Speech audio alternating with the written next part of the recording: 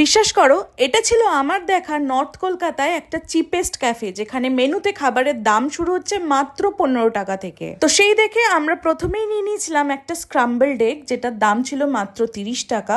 এটা কিন্তু যথেষ্ট ফ্লাফি ছিল আর আমার এটা পার্সোনালি খেতে দারুণ লেগেছিল। তারপর আমরা নিয়ে নিয়েছিলাম মাত্র 60 টাকা করে দুটো মকটেল, একটা ব্লু লাগুন আর একটা ভার্জিন মোহিতো। দুটোই ভালো রিফ্রেশিং ছিল। এরপর আমরা নিয়ে নিয়েছিলাম একটা চিকেন 65, যেটায় ছিল 8 পিসেস অফ চিকেন। তারপর ওনাদেরই সাজেশন থেকে ট্রাই করে নিয়েছিলাম এই পিৎজা বার্গারটা, যেটা কিন্তু কলকাতায় শুধুমাত্র এখানেই পাওয়া যাচ্ছে। দেন ট্রাই করে নিয়েছিলাম একটা চিজ চিকেন স্যান্ডউইচ, যেটাই ছিল সাফিসিয়েন্ট পরিমাণে স্টাফিংস, সাথে এটা খেতেও আমার কিন্তু দারুণ লেগেছিল।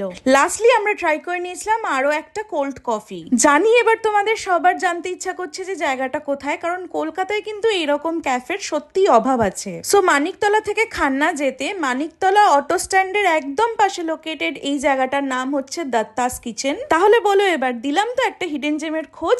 যেতে ভুলো না বন্ধু বান্ধবদের নিয়ে দত্তাস কিচেনের সাথে ফলো করে দিও কোকোনাট কিনো ফর মোর সাচ ভিডিওস।